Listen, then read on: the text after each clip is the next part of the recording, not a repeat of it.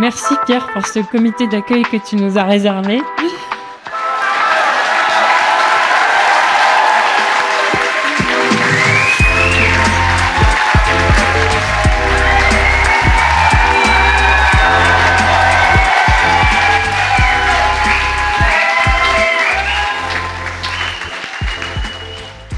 Allez, plus sérieusement, donc on va commencer la conférence.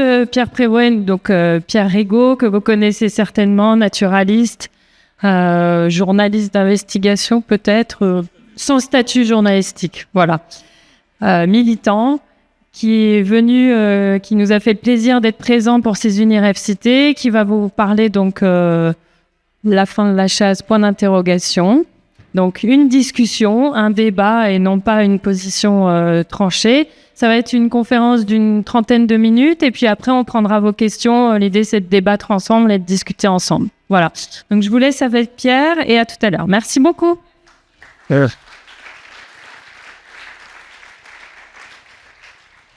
Merci Karine. Là j'ai mis mon chronomètre pour pas dépasser trop les 30 minutes. Donc merci déjà à tous les gens de la Rêve. Karine Sandon, Victor Paillac, c'est les gens que j'ai eu en contact, mais Émeric Caron, tous les gens de l'organisation, et à vous tous d'être venus, et à nos amis de faire un petit peu de pub aux UniRef-Cités. Je pense que c'est assez réussi, nos amis en orange. Normalement, j'avais un petit diaporama assez pédagogique, peut-être ennuyeux, mais il se trouve que apparemment c'est pas terrible le diable, donc c'est pas grave, donc ça sera sans diaporama, et finalement c'est aussi bien. Et il y aura juste pas d'image, et je vais parler pendant environ une demi-heure pour présenter d'abord qu'est-ce que la chasse. Alors évidemment, tout le monde sait ce que c'est la chasse à peu près, mais je me dis qu'avant d'aboutir à la question qui arrivera dans 29 minutes, faut-il abolir la chasse? Point d'interrogation, qui sera la base de la discussion. J'essaie de présenter ce qu'on peut dire de mon point de vue de la chasse. Alors évidemment, personne n'est objectif, je ne prétends pas être objectif, mais je pense que ce que je vais détailler est assez factuel et assez honnête. Même si, bien sûr, c'est un angle choisi, on pourrait choisir un autre angle. Sans doute que les gens derrière auraient choisi de parler de la chasse un peu d'une autre manière. Mais ça me paraît pertinent de le faire comme je vais le faire en essayant de définir d'abord qu'est-ce que la chasse. Parce que, en fait, il y a plein de chasses différentes, évidemment, entre un type qui va aller marcher en montagne pour aller tirer sur un chamois, un autre qui va se planquer en bord de mer pour aller tirer sur des canards migrateurs, des gens qui font des battues à 50 dans la plaine. Tout ça, c'est assez différent, mais je pense qu'on peut quand même...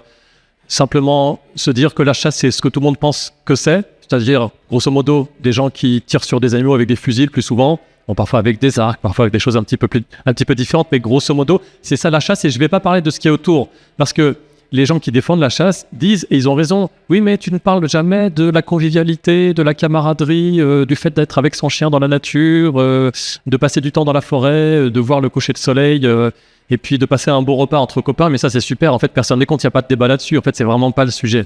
Donc dès lors qu'on désosse le truc, en fait, qu'on enlève les oripeaux, qu'on enlève le décorum, qu'on enlève la musique si mélodieuse des trompes de chasse et qu'on s'intéresse vraiment au cœur du sujet, c'est-à-dire un type qui avec son fusil, qui va tirer sur un lapin, qui va tirer sur une grive en migration, eh ben ça devient pour eux plus difficile à défendre, évidemment c'est ce qu'ils n'aiment pas. Donc la chasse, il en existe plein de sortes différentes. On a affaire aux battus, aux sangliers dans les campagnes. On a affaire à des gens qui tirent sur des oiseaux migrateurs, d'autres qui tirent sur des petits mammifères, des grands mammifères. Je parle de la chasse à la française. Et ce qui me frappe assez, c'est que on peut considérer quand même, je pense que c'est une forme d'exploitation des animaux d'une manière ou d'une autre, de façon assez objective. C'est-à-dire le chasseur, il utilise l'animal qui a un statut d'animal sauvage le plus souvent pour pratiquer son activité visant à le traquer, le capturer ou plutôt le tuer directement.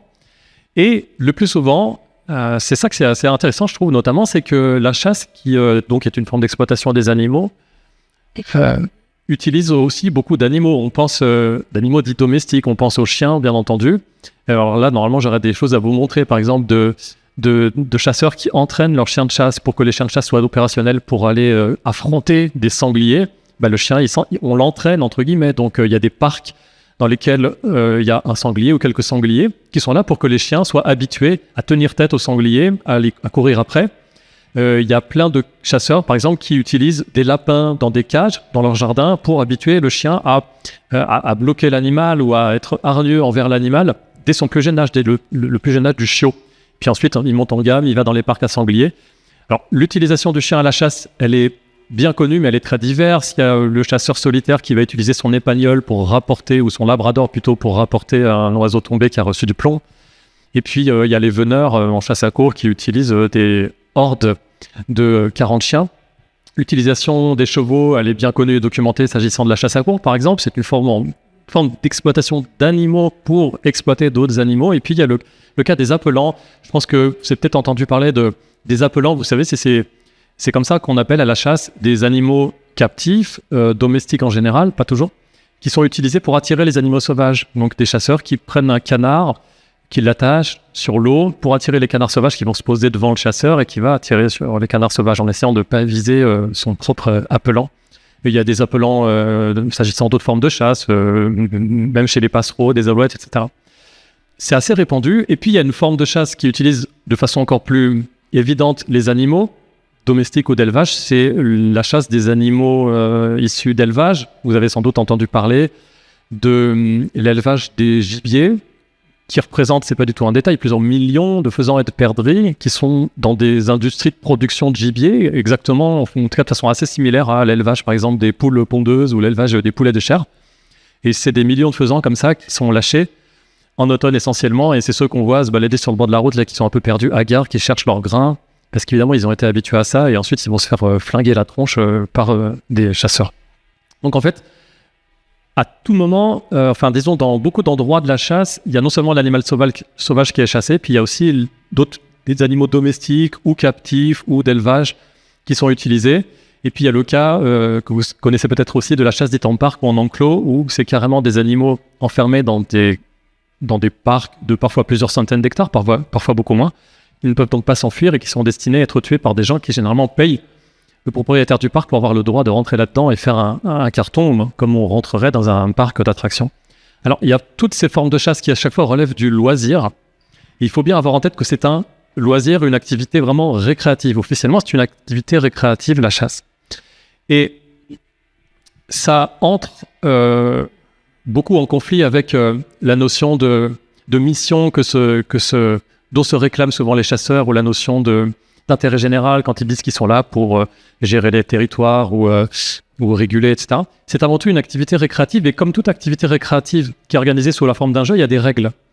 Et en fait, il y a des règles du jeu qui sont inscrites dans le droit. Alors moi, je ne suis pas juriste, mais quand on décrit la chasse, c'est bien de décrire ce qui se passe sur le terrain en rapport avec ce qui est autorisé de faire. Et en fait, ce qui est autorisé de faire, c'est frappant de voir que, par exemple, les GPS, les colliers GPS sur les chiens de chasse, vous avez peut-être vu ça avec des trucs orange, avec des grandes antennes GPS, surtout sur les grands chiens de chasse liés au grand gibier. C'est autorisé, mais pas n'importe comment. Les chasseurs, il n'a pas le droit de suivre sur son téléphone ou sur son truc, son appli, la position du chien pendant la chasse. Le chien qui est en train de courir après le sanglier. Parce que ça serait trop facile. C'est vraiment un texte qui existe, qui est très précis et qui dit que seul au moment de récupérer le chien, le chasseur peut activer la position GPS du chien. En fait, après la chasse, il utilise le GPS pour récupérer le chien, pour pas que le chien, une fois qu'il a fait son truc, aille tout le dimanche après-midi jusqu'au lundi traîner comme ça dans les forêts. Et il y a aussi un cas où le chasseur a le droit d'allumer le GPS du chien, c'est quand le chien approche d'une route pour la sécurité publique, pour éviter que le chien traverse la route et mette en danger les gens. Donc c'est petit exemple pour vous dire que c'est parfois un cliché, et même venant de personnes qui sont assez hostiles à la chasse en disant « Oh, mais c'est trop facile la chasse, enfin ils butent dans tous les sens et tout ». Non, c'est très réglementé. Alors évidemment, c'est extrêmement laxiste, mais parce que c'est organisé comme un jeu, comme un sport, avec des règles à respecter qui sont inscrites dans le droit. Par exemple, on a le droit d'utiliser des arcs à la chasse en France, mais pas des arbalètes. Mais c'est pas pour une question d'efficacité, parce que vous savez, une arbalète, ça tire plus loin qu'un arc. Et puis une carabine, ça tire une balle plus loin qu'une flèche. Pour tuer un chevreuil, c'est quand même plus facile avec une carabine qu'un arc. Mais l'arc, c'est autorisé parce que c'est pour s'amuser, en fait. Il y a des pays où l'arbalète est autorisée à la chasse.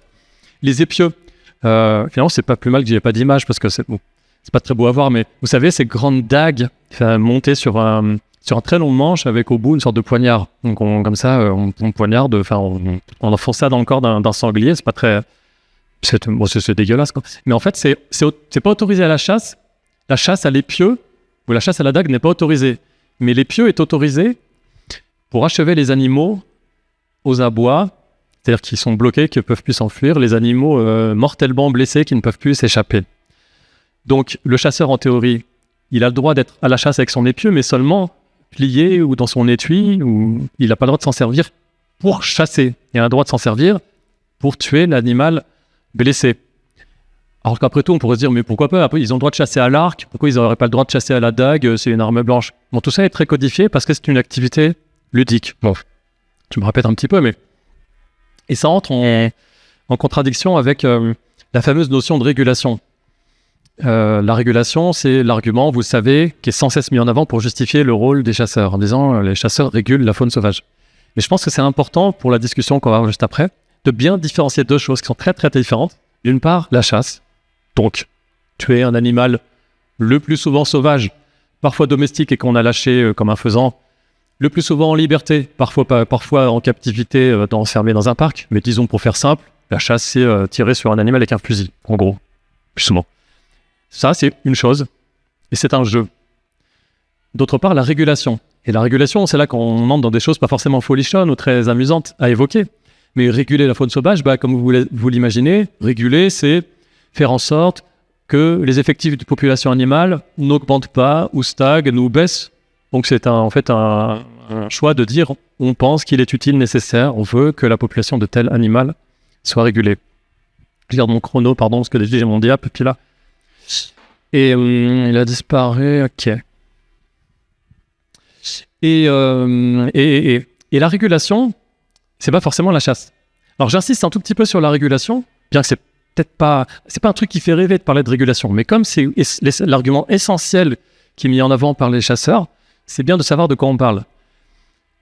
Si vous voulez réguler la faune sauvage, bien sûr il y a des grandes questions de est-ce que c'est pertinent, pourquoi il faudrait réguler la faune sauvage. Enfin, qui a dit qu'il faut faire en sorte que les populations de chevreuils soient moins nombreuses, que les populations de lapins soient plus ou moins nombreuses, enfin on décide, comme ça c'est des grandes questions éthiques, philosophiques, dont on peut débattre. Mais de façon hyper technique, en supposant que, dans une société, on se dise, allez, d'un commun accord, on a acté qu'il faut réguler la population de tel animal. Il y a plein de solutions qui existent. Et c'est pas forcément la chasse. Concrètement, la chasse aujourd'hui, c'est en France de 90 espèces, plus de 90 qui sont chassables. C'est une liste qui est gigantesquement longue par rapport aux autres pays d'Europe, surtout s'agissant des oiseaux. Surtout les oiseaux migrateurs. Sur ces 90 espèces, en fait, il n'y en a quasiment aucune pour lesquelles les chasseurs eux-mêmes revendiquent la régulation. Mais vous entendez comme moi le discours ambiant du lobby de la chasse, il parle toujours de régulation. Sauf quand il y a un accès de sincérité du président du lobby de la chasse qui a dit un jour à la radio « J'en ai rien à foutre de réguler ». Bon, c'était assez honnête de sa part. Mais je pense qu'il y a pas mal d'adhérents quand ils disent « Non mais Willy, là quand même tu déconnes, ça fait 20 ans qu'on se fait chier à élaborer toute une stratégie de com pour parler de la régulation. » Et le mec va « Non, moi je m'en tape de la régulation, je vais juste buter les animaux. » Bon, donc ratage du côté de Willy, le président de la Fédération nationale des chasseurs. Mais la régulation, en fait, ça concerne... Alors, je n'ai pas dit c'est nécessaire pour, mais ça concerne dans la discussion essentiellement les sangliers, les cerfs, les chevreuils. Des forestiers vous diraient il y a un peu trop de cerfs, ça bouffe les petites pousses d'arbres dans les forêts, ça gêne la régénération forestière. Par exemple, les agriculteurs diraient les sangliers, ça fait des dégâts dans les champs. Et objectivement, c'est chiffré à plusieurs millions d'euros par an, le fait que des sangliers mangent des cultures, et c'est un manque à gagner pour les cultivateurs en question, ou retournent des portions de prairies, etc. Mais en fait, sur 90 espèces, cette régulation, ça concerne 1, 2, 3, 4, 5, en étant vraiment hyper large, largement moins de 10 espèces sur 90. C'est ultra minoritaire. En nombre d'individus tués aussi, puisque finalement, les fameux sangliers en France, c'est environ 800 000 par an qui sont tués. Alors, 800 000 par an, soit on trouve ça gigantesque, ou soit peu, je sais pas, mais en fait, c'est pas grand-chose par rapport aux millions, 20 millions, peut-être 30 d'animaux tués à la chasse tous les ans. Alors, entre parenthèses, les chiffres sont très partiels et difficiles à obtenir, tout simplement parce que les chasseurs, en général, ne sont pas tenus de déclarer tout ce qu'ils chassent, donc c'est très compliqué, et puis c'est pas synthétisé tous les ans, donc on n'a que des vieilles données pour savoir combien d'animaux sont tués. Mais par exemple, les chasseurs, ils tuent beaucoup plus de faisans d'élevage que de sangliers. Donc je pense que tout le monde, même sans une grosse difficulté argumentaire, comprend qu'on ne va pas réguler des animaux qu'on élève dans des bâtiments industriels et qu'on transporte dans des caisses pour les lâcher dans les champs. Ça n'a pas tellement de sens de faire de la régulation sur les faisans. Bon, c'est quand même... Voilà. Et malgré tout, les chasseurs ils tuent plus de ces animaux-là que les sangliers. Mais pour revenir à l'aspect technique, sur lequel je suis obligé de m'étendre un petit peu, même si c'est un peu rebutant. Si vous dites à quelqu'un, je sais pas moi, un ingénieur, que sais-je, bon, dans une forêt, on considère qu'il y a trop de cerfs ou trop de sangliers. Si cette personne est assez indifférente à la passion de la chasse, comment faire pour diminuer le nombre de sangliers? Il y a plein de solutions. Ça, on réfléchit à est-ce qu'on tue ou pas les sangliers.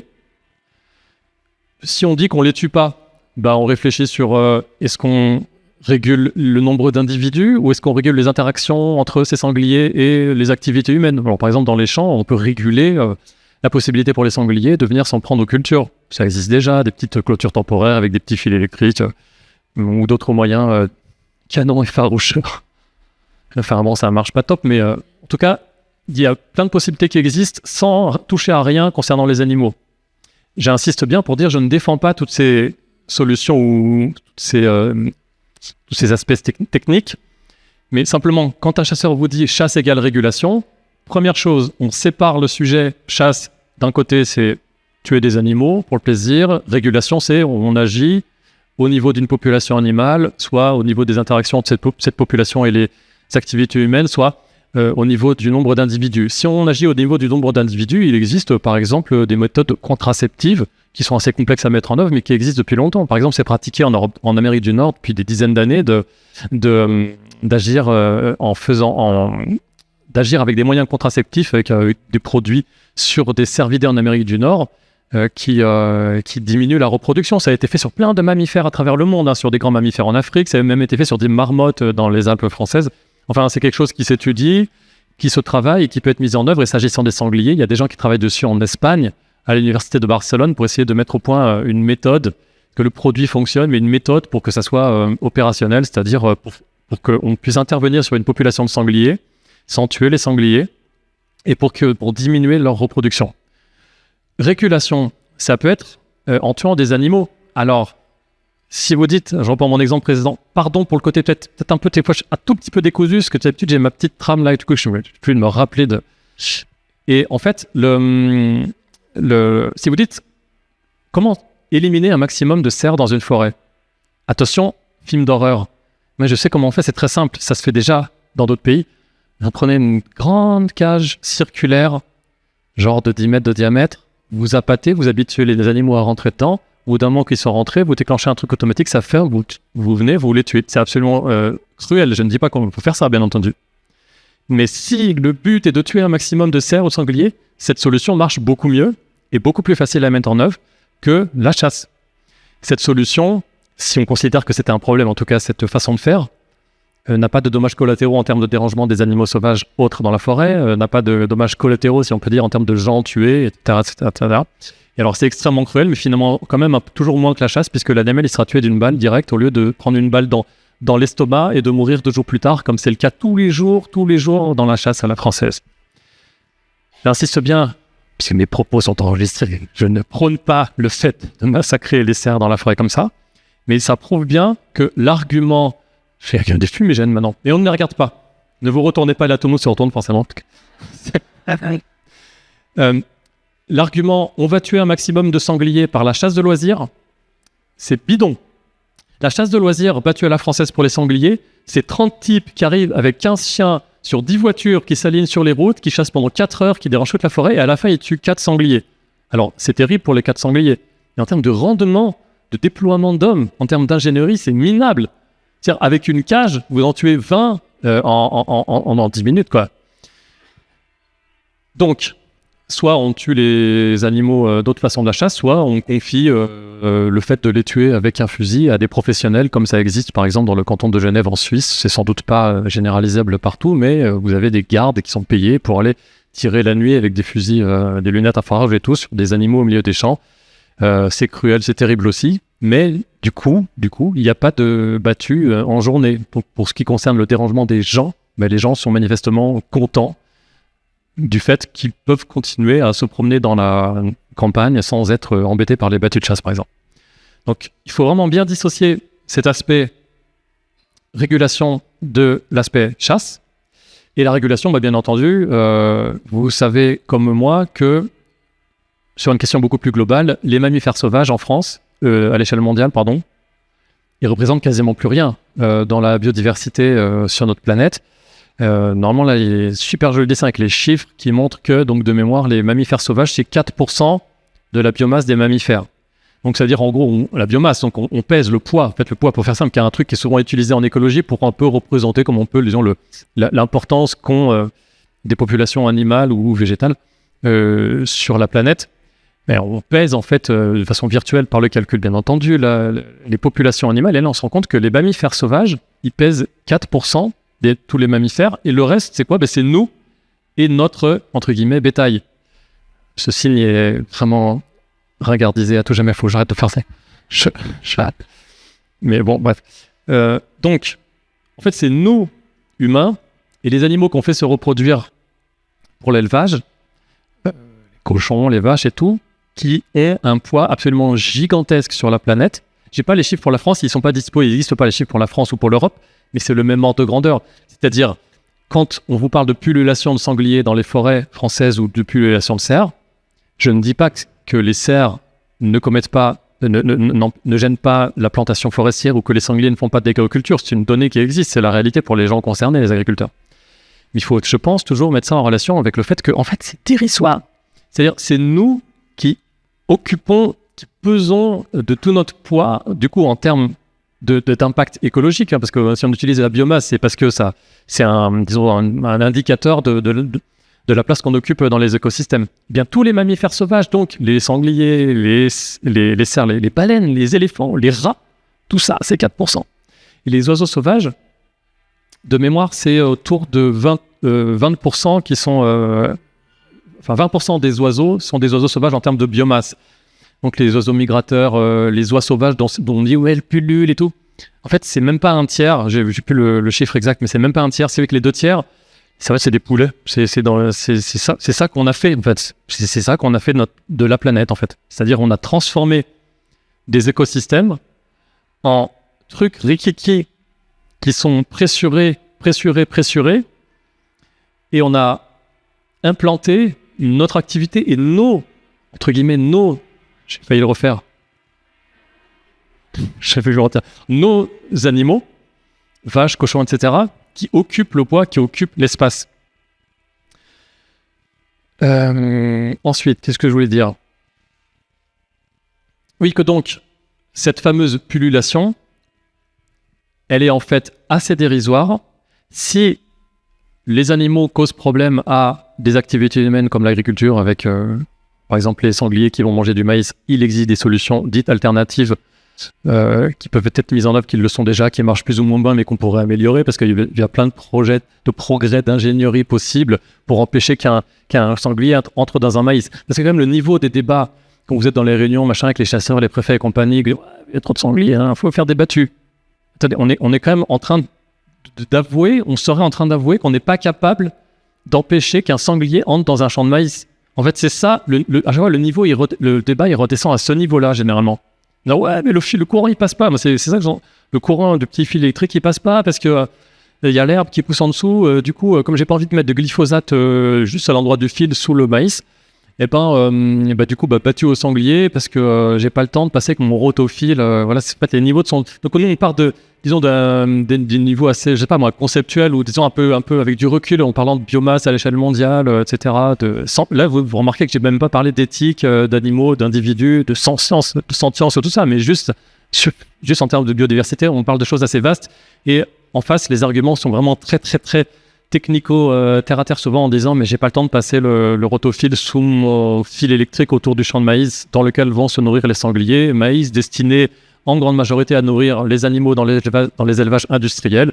Et les animaux dans les élevages industriels, s'agissant des mammifères qui mangent du maïs, c'est quoi essentiellement? Des cochons, animal domestiqué à partir des sangliers sauvages, cochons dont on devrait dire plus souvent qu'ils pullulent dans les faits, dans la mesure où c'est, je crois, 20 millions de cochons en France, contre 2 millions de sangliers. Allez, on va dire 4 millions de sangliers pour être très large, mais vous voyez que tout est vraiment, faut vraiment tout relativiser.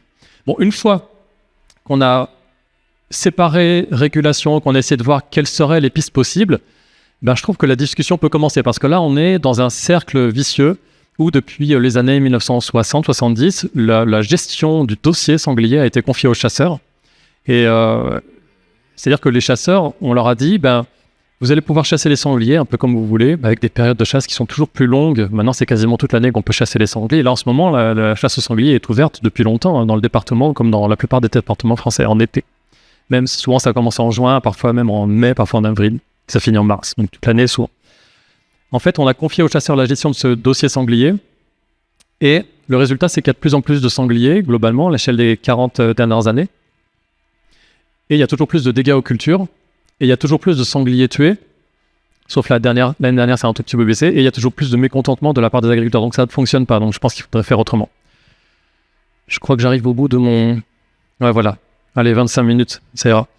En quoi je voulais conclure ? Oui. Ayons toujours en tête que la chasse, ce n'est qu'une activité récréative. Ayons toujours en tête que quasiment toujours, elle est parfaitement inutile sur un plan écologique, sur un plan sanitaire. Que lorsque les chasseurs disent oui, mais on entretient les milieux. Par exemple, j'étais en baie de Somme, ils disent oui, mais grâce à nous, on entretient des mares, grâce à nous, il n'y a pas d'immeuble qui est construit. Mais c'est pas grâce à la chasse, c'est grâce au fait que le lobby de la chasse est si puissant qu'il peut prendre la place des écologistes qui eux-mêmes se seraient opposés à la bétonisation de l'endroit. Et ils disent mais c'est grâce à la chasse que... Mais non, c'est pas grâce à la chasse.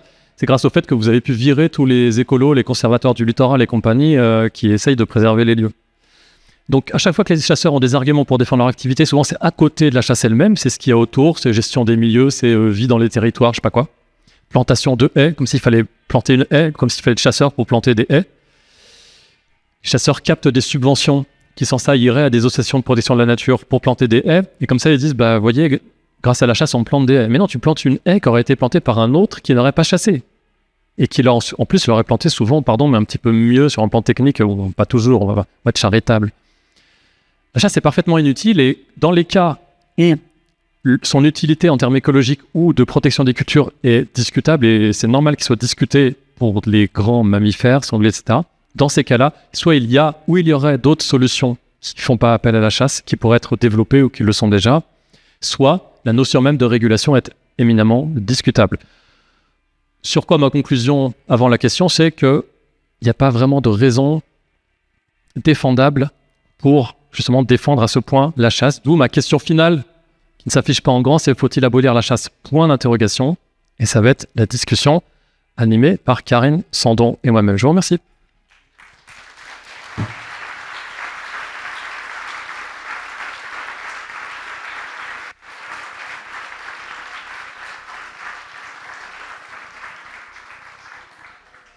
Merci Pierre, merci à toutes et tous d'être si attentifs avec la chaleur qu'il fait.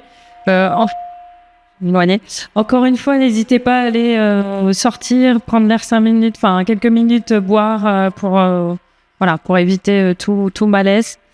Je vais juste rebondir avant de vous laisser la parole, parce que ce qui est intéressant, tu parlais d'inutilité de la chasse. Je vais juste compléter. On est dans des campagnes, quand on est dans des zones campagnardes, on a notamment des chasses avec des espèces qui sont classées ésode, donc anciens nuisibles, espèces susceptibles d'occasionner des dégâts. Et là encore, on est sur des choses totalement inutiles, c'est-à-dire on n'a même plus le côté, on va dire, loisir, alimentation, où les gens vont vous dire je tue un sanglier et puis je le garde dans le frigo et on se fait des terrines et des choses comme ça. Là, on tue des animaux parce qu'on les considère nuisibles. Donc c'est un terme totalement anthropocentré et subjectif, dans un environnement dans lequel ils ne le sont bien évidemment absolument pas, et qui sont bien souvent laissés dans les champs comme ça. Donc on traite vraiment ces animaux-là comme rien, c'est un irrespect total de ces animaux-là. Ils sont abattus en plein milieu des champs, ils sont laissés en l'état, on n'en fait rien, ils en font rien, c'est pour un simple plaisir et une simple considération anthropocentrée d'utilité d'un animal. Donc il y a aussi, je crois, toute cette question et la rêve avec nos idées aussi antispécistes, toute cette question d'utilité de la nature et de l'animal, mais aussi bien de l'humain, c'est-à-dire à quoi il nous sert, mais cette volonté de ne pas accepter l'autre et l'altérité dont parlait Émeric hier soir, c'est ce respect de l'autre, qui devient nécessaire et qui est dans le fond aussi de cette pensée antispéciste, que l'autre soit humain ou non humain. Voilà, c'était juste... peut-être que tu veux rebondir là-dessus. Rebondir un tout petit peu, merci. Oui, parce qu'il y a un statut qui est différent entre les animaux chassables, dont je vous ai parlé, et les animaux classés, donc ésotes, susceptibles d'occasionner des dégâts, où là, pour les tuer, on les piège. Enfin, on peut les chasser aussi, mais en plus, on peut les piéger. Donc, quand on les chasse, ça rentre dans la législation de la chasse. Quand on les piège en plus, il faut avoir l'agrément de piégeur. Donc, c'est autre chose. Et ça permet de les tuer de façon encore plus large qu'à la chasse. Et ce qui veut dire que concrètement, déjà, le permis de chasser, il n'est pas très dur à avoir. Et en plus, quand il s'agit de piéger des martres, des renards, il faut un agrément de piégeur qui est obtenu en quelques heures d'une pseudo-formation. C'est vraiment, tout le monde peut l'avoir parce qu'il n'y a même pas d'examen à la fin. Enfin, il suffit d'assister à la séance et on devient piégeur agréé par le préfet de façon très pompeuse et on peut piéger toute sa vie des martres, des fouines avec les pièges les plus horribles qui existent. Oui, et en plus des pièges qui sont non sélectifs. Donc, il y a énormément, notamment d'animaux domestiques comme les chats, qui se font prendre dans les pièges et qui sont tués aussi par les chasseurs, parce que voilà. Donc, c'est aussi ce problème de pièges qui sont non sélectifs et qui sont pas où les piégeurs vont pas forcément aller relever les pièges quand ils doivent le faire. Donc, c'est des pièges qui traînent. Il y a d'autres animaux qui peuvent se prendre dedans. Enfin voilà, qui peuvent souffrir pendant des jours.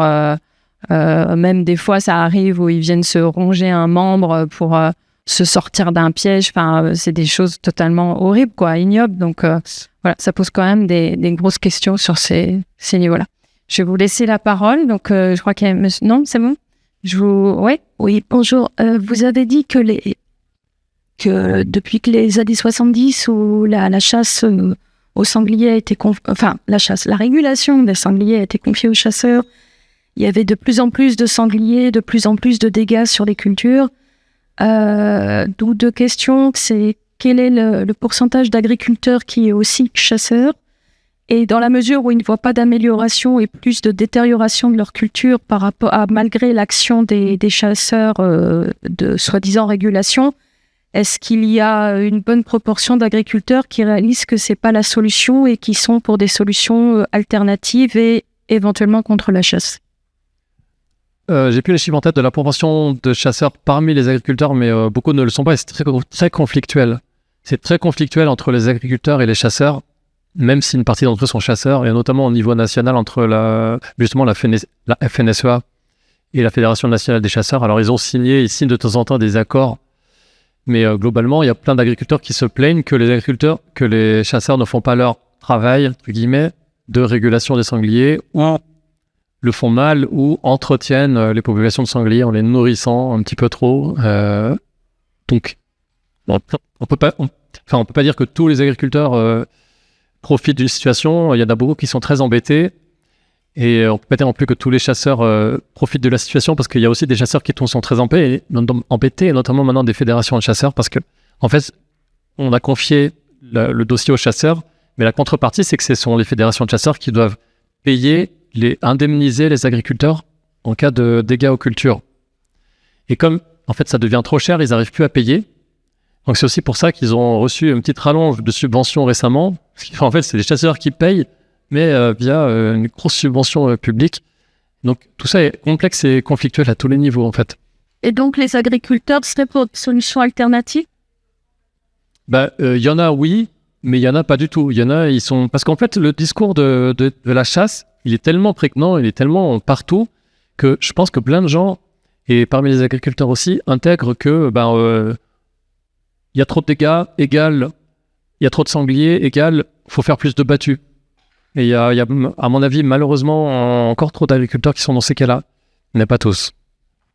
Bonjour. Moi, déjà, je voudrais remercier les chasseurs parce que je vous ai connus grâce à eux aujourd'hui.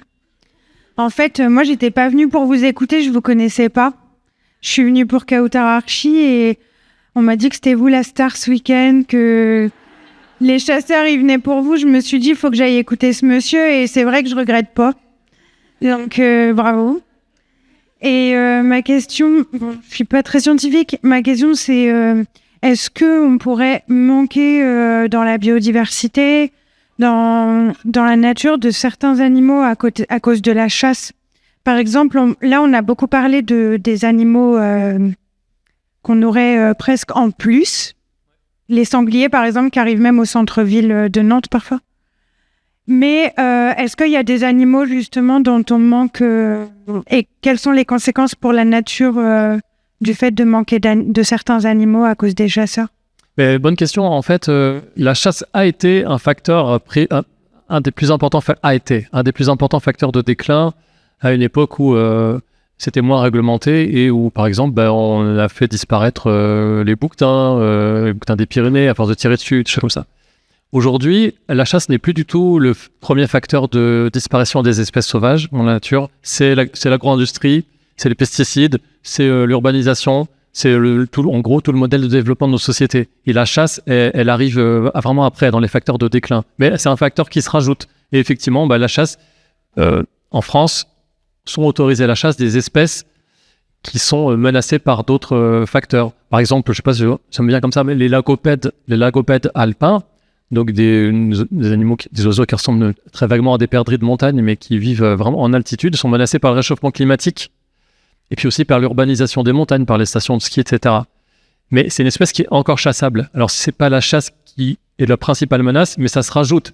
Et ce que je trouve vraiment dommage, c'est que autant c'est très complexe de changer tout notre modèle de développement et c'est très dur de lutter contre le réchauffement climatique, l'agro-industrie, etc. Autant la chasse, il suffirait d'arrêter de tirer sur ces oiseaux.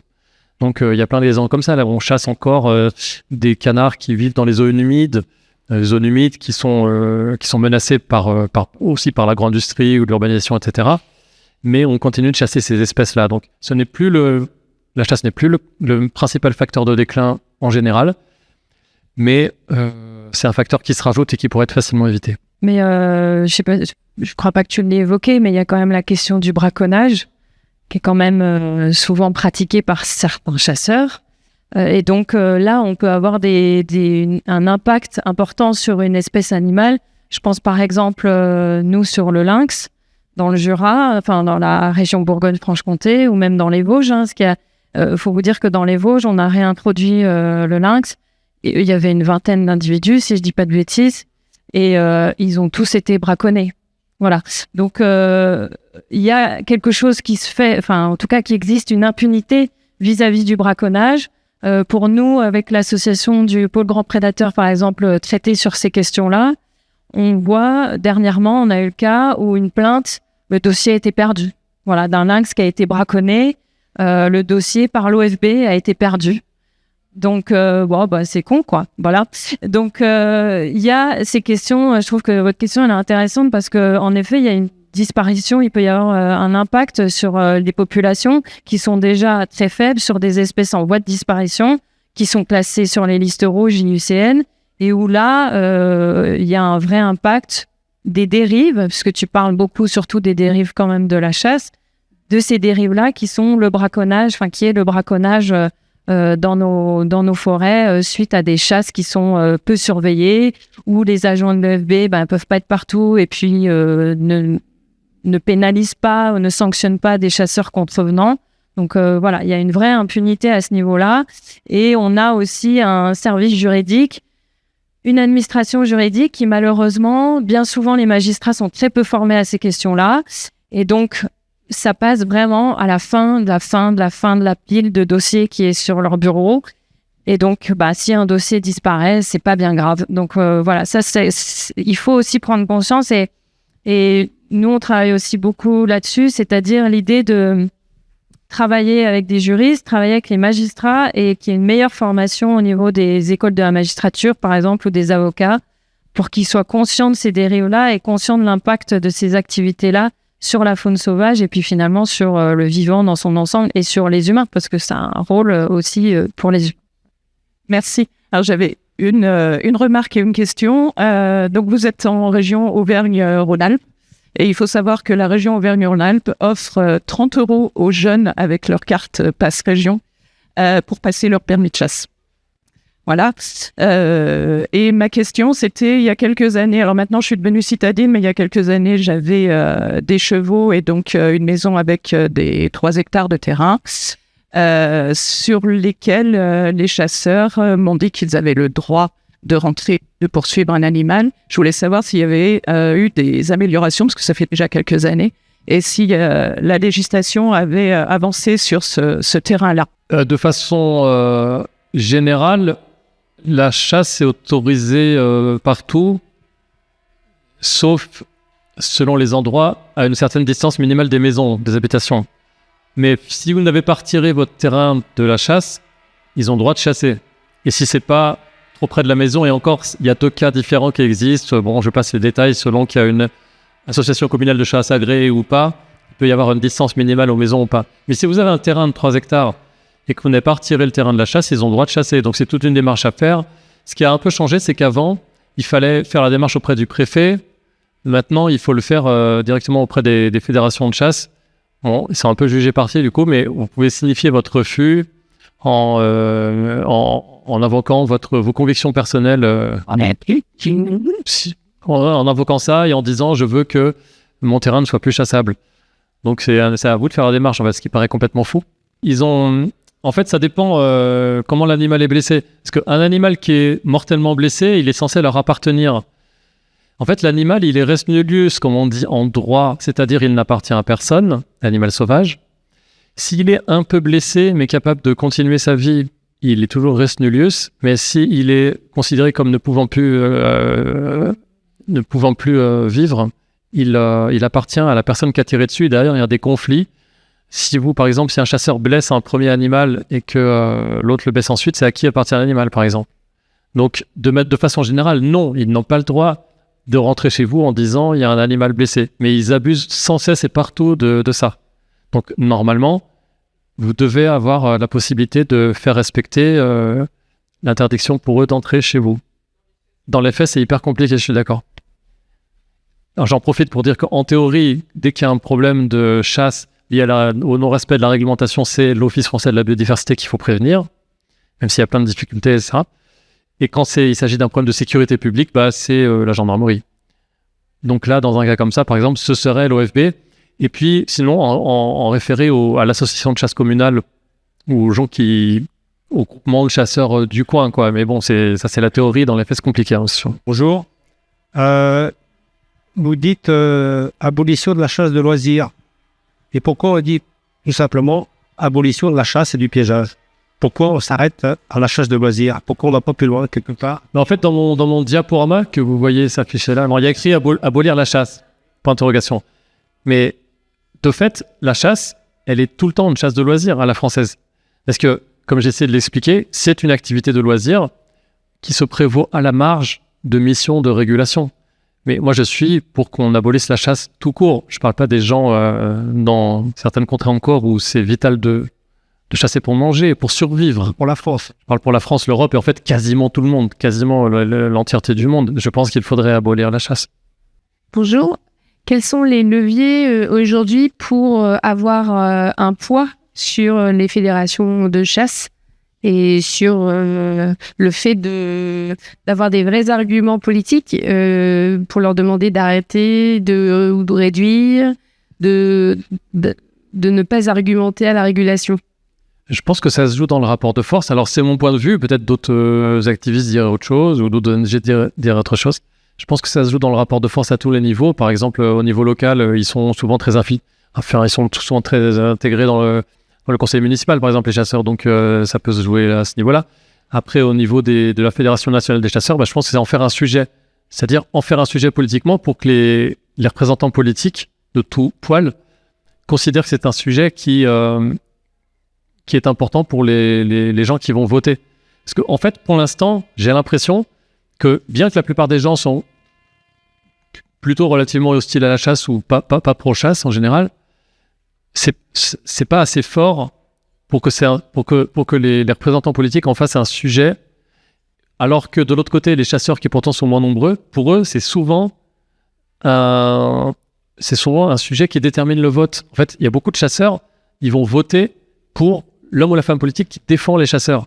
Tandis que les anti-chasses ou les gens qui sont opposés à la chasse, ils vont pas forcément voter que en fonction de ça. Donc c'est pour ça que je pense qu'il faut en faire un sujet, mais je pense qu'il faut, là encore, c'est mon point de vue stratégique, je prétends pas avoir raison ou la vérité absolue en la matière, mais je pense qu'il faut relier ce sujet à toutes les autres causes, soit animalistes ou antispécistes et écologiques.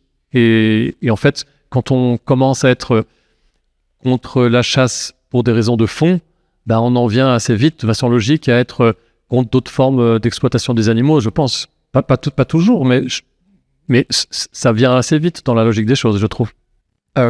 Municipal, non, pas forcément, mais en tout cas, ils ont énormément de subventions. Donc, ben, je pense que dans le rapport de force, c'est montrer que c'est important pour les citoyens, ce sujet-là, et pas se laisser faire. Mais en fait, vous savez, ils se sentent vraiment de plus en plus menacés. La preuve qu'ils sont présents aujourd'hui. On aurait fait une conférence comme ça il y a quelques années, je pense qu'ils auraient rigolé, ils seraient pas venus, parce que là ils sentent qu'il y a des trucs qui bougent quand même. Ils font l'effort de venir pour faire du bruit à une conférence sur abolir la chasse. S'ils estimaient qu'il y avait aucune chance qu'on le fasse un jour, ils viendraient même pas. Donc je pense que pour l'instant, ils ont encore beaucoup de pouvoir, mais ils se cramponnent de plus en plus. Et j'ai bon espoir qu'un jour, ça lâche peu à peu. Et si je peux juste compléter, moi, en tant qu'élu, c'est intéressant de se présenter, notamment au niveau local, c'est-à-dire de vous investir au niveau local pour ces questions-là et pour défendre aussi vos droits et pour amener des autres idées. Comme je sais, pour ceux qui étaient là hier, j'ai parlé dans ma commune, on a voté sur le renouvellement du droit au bail de chasse. Quand j'ai commencé à dire non, j'ai d'autres élus qui ont dit « Ah, mais on peut dire non ». Voilà. Donc, et c'est de là qu'on a réussi, qu'on a été 3 à voter contre, dont 2 qui se sont abstenus et 4 qui ont voté pour. Donc finalement, c'est passé parce qu'avec la voix du maire, ça compte double. Enfin bref. Mais donc voilà, il ne faut pas hésiter à vous investir aussi localement parce que vous pouvez faire changer des choses et vous pouvez, avec ces biais-là, avoir un rôle plus important et que ça soit des décisions qui soient prises au niveau local et qui puissent avoir un impact. Donc, il ne faut pas hésiter vraiment à vous investir au-delà des associations, qui est déjà très bien, si vous en avez le temps, si vous en avez l'envie.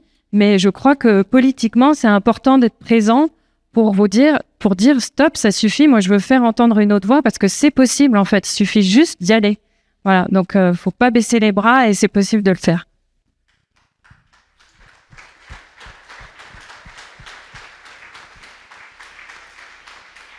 Moi, je vais aborder plusieurs petits points.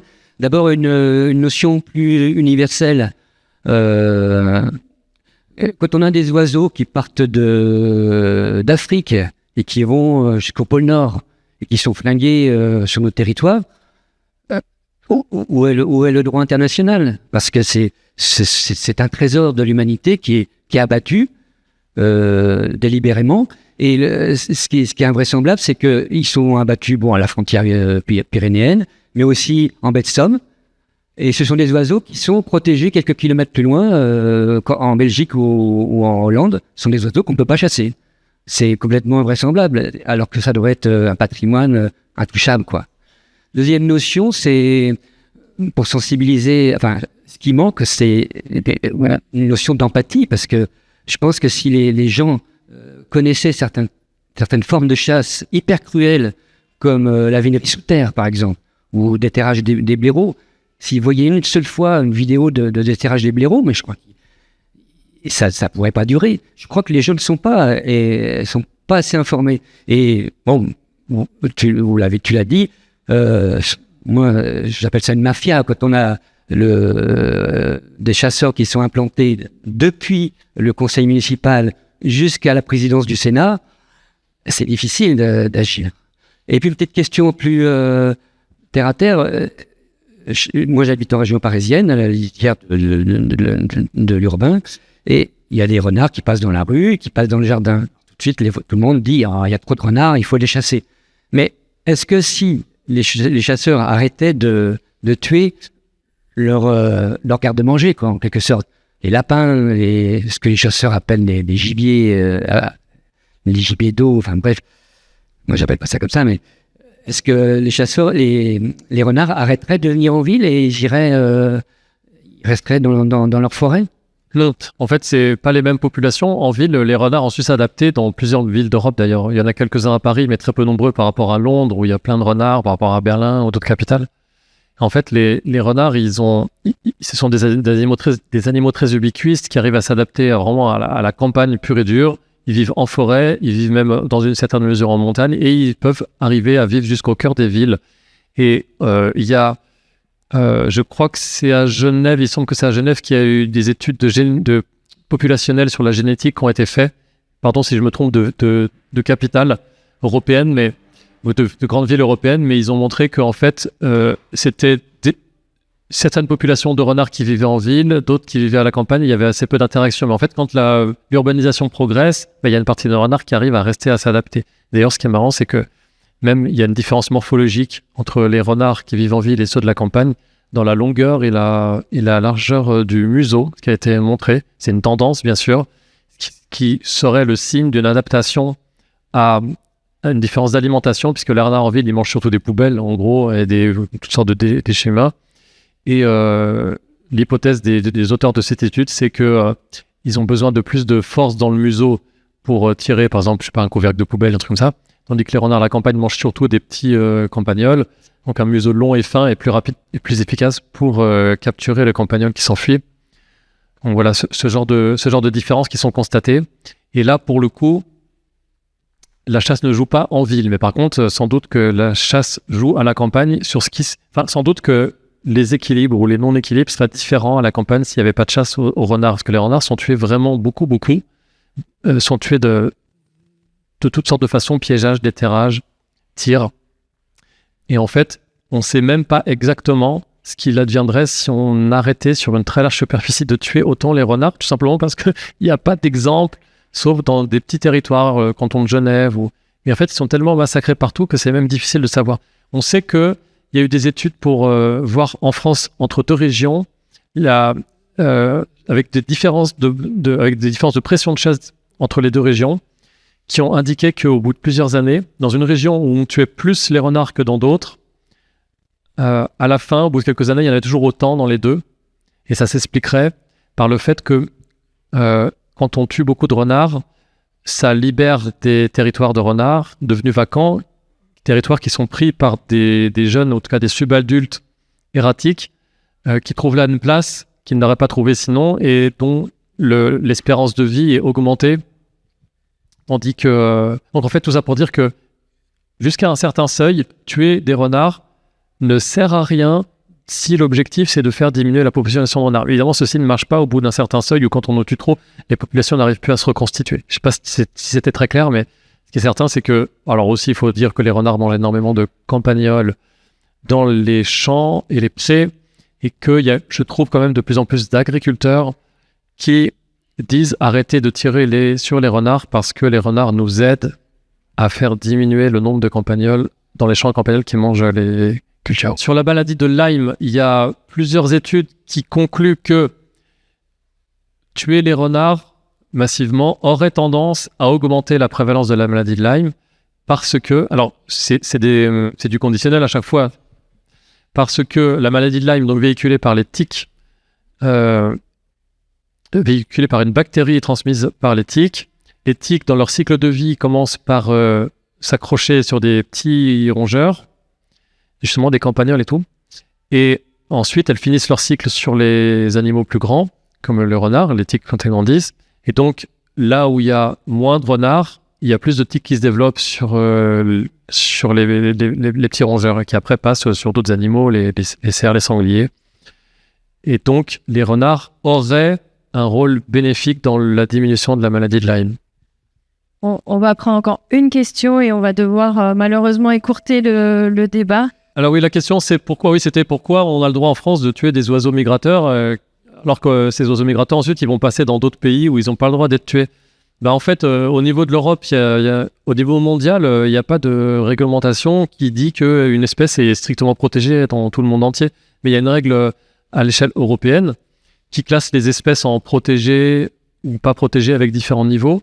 Mais ensuite, il y a une marge de manœuvre à l'intérieur de chacun des statuts dans laquelle chaque État peut choisir son classement à lui. Ce qui fait qu'une espèce, par exemple, qui est protégée à l'échelle européenne, ça veut dire qu'il ne faut pas trop en tuer. Donc, à l'échelle nationale, elle peut ne pas être vraiment protégée. Voilà. En fait, c'est un peu harmonisé, mais pas suffisamment.